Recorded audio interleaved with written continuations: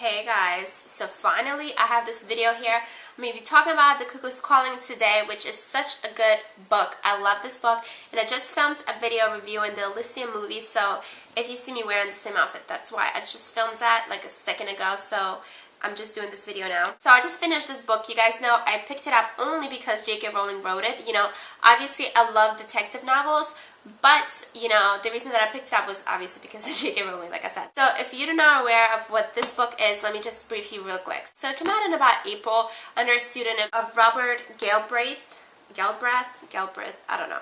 So she wrote it, and she wanted to remain anonymous because of all the pressure that is on her, you know, every time she publishes a book, you know, because she's been on a time crunch when she did the 7 Harry Potters, and then she did the Casual Vacancy, and a lot of people bashed it. And to be honest, I never finished the book. I got to maybe like not even a third, like a quarter of the book, and I just didn't finish it because I was not into it. Like, I just did not like it. It was too depressing for me. I'm sorry. Like, I like her writing style, and I know that she had a good message to send to people, you know, because of all the poverty and everything going on in England. So that is really, really noble of her, but I just could not get into the book, and I still have it, so I am going to finish it one day.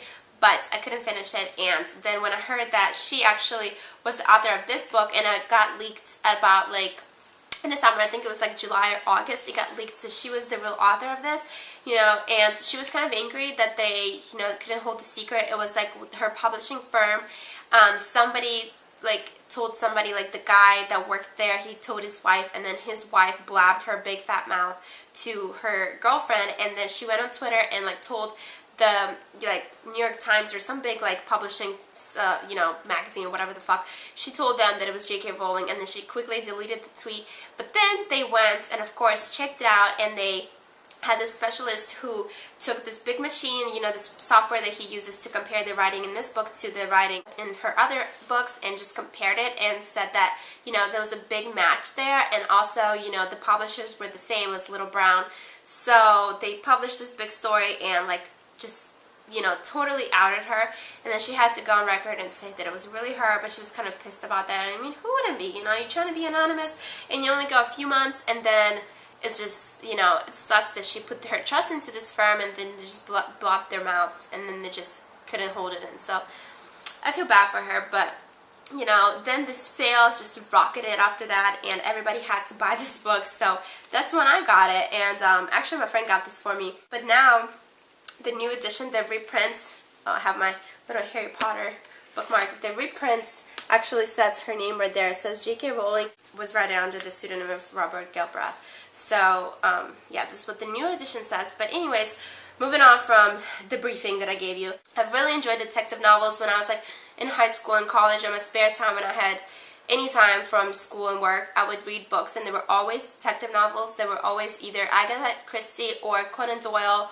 or something along those lines. I love detective novels, but since those were such old books, the writing in there was a little bit hard to read because they were from like 1890s or 1910s or whatever, you know. It's just like really old, and some of the wording was kind of weird to read, you know. I understood it, but I had to like reread it a couple of times sometimes, and you don't want to do that. You just want to like zoom through the book and be like really into it. You don't want to have to reread stuff. So the fact that, you know, she wrote a really good detective novel, and it's like in her style of writing, which I love her style, is really good. So I would definitely recommend this to anybody that likes either Harry Potter, just her writing in general, or anybody that likes detective novels or mysteries.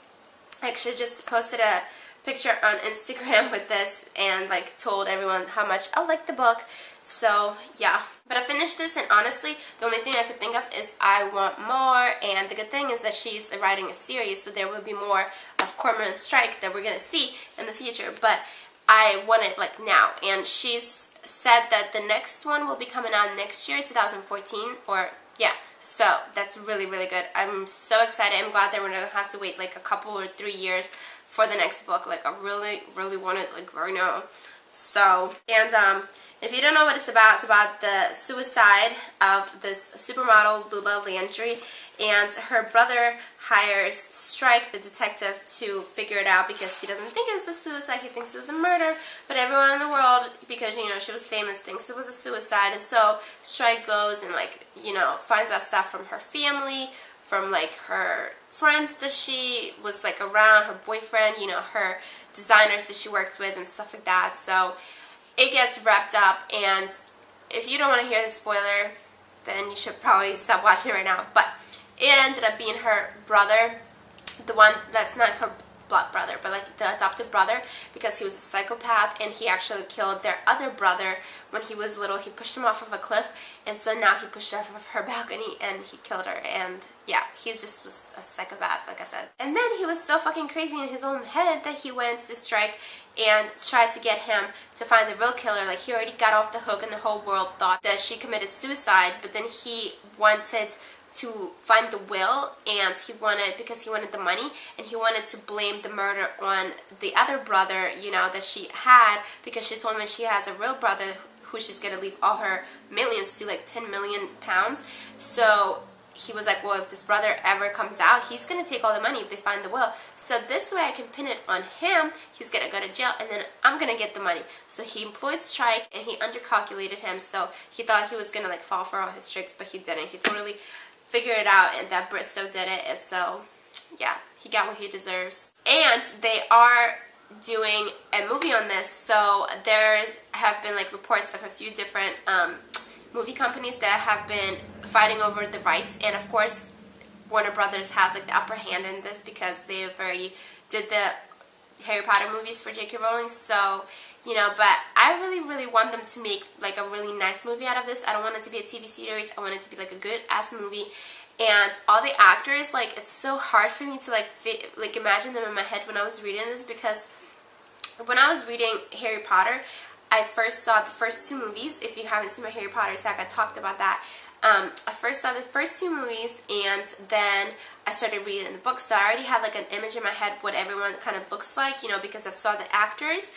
And, you know, same thing goes from when I used to read like Sherlock Holmes or something like that, because, you know, you always see those like classical old movies where they like had the actors and like Dr. Watson and Sherlock Holmes, so you kind of have an image in your head. But with this book, it's totally like you make it up on your own, and when they make the movie, I don't want them to pick a cast that is totally like doesn't even look like what you thought it was gonna look like. Because I went online and I was looking stuff up about it, because after I finished it I was like, I want more. Like, I don't care what it is, and just I want more. I want to read more stuff about it.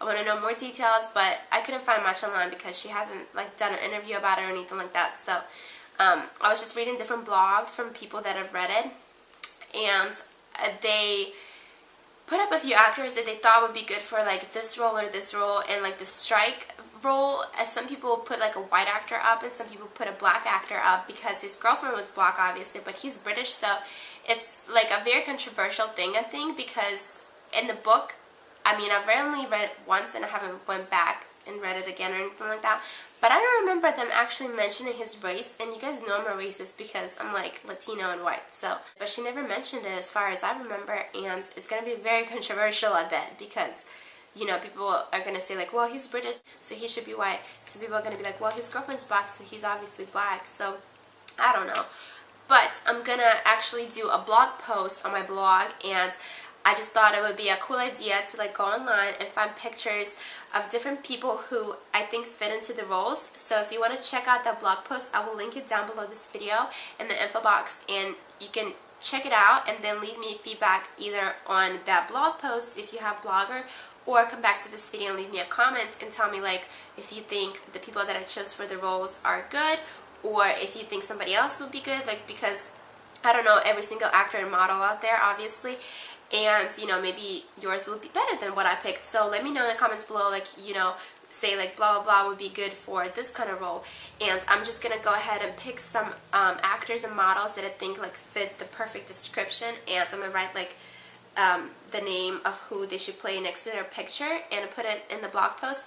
And mind you, I am going to pick some models because I have a model in mind for Lula Landry, and I know she's not an actress, so I'm not saying she's going to be good at acting in this role. I'm not saying that because obviously she's not an actress. I mean, she could act if she wanted to, because Rosie Huntington, she was in Transformers when she's never played in anything before. You know, she was just a model, so, you know, you never know. But I'm just saying, like, don't write me nasty comments and be like, well, she's not an actress, she's a model. How the fuck did you pick this girl?